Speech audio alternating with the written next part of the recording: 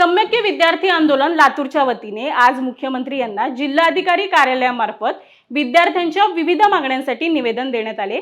खासगी विद्यापीठासंदर्भात पारित विधेयक रद्द करणे, शासकीय वसतिगृहातील विद्यार्थ्यांचा भत्ता व ड्रेस कोड रकमेत वाढ करणे आणि स्वाधार योजना ही तालुका स्तरावर लागू करणे अशा विविध मागण्यांसाठी हे निवेदन देण्यात आले। जिंदाबाद सम्यक विद्यार्थी आंदोलनाचा विजय असो। सम्यक विद्यार्थी आंदोलनाचा विजय असो। डॉक्टर बाबासाहेब आंबेडकरांचा विजय असो। अण्णाभाऊ साठेंचा विजय असो। महात्मा फुलेंचा विजय असो। छत्रपती शिवाजी महाराज की जय।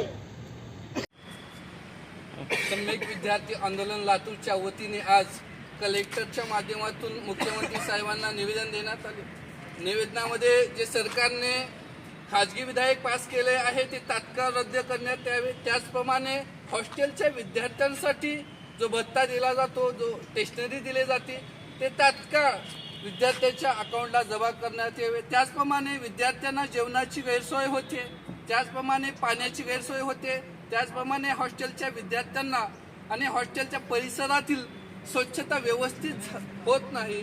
याबद्दल मुख्यमंत्री साहेब तसेच कलेक्टर साहेबांनी हा विषय गांभीर्याने घेऊन तात्काळ याच्यावर कारवाई करावी एवढीच आमची विनंती आहे।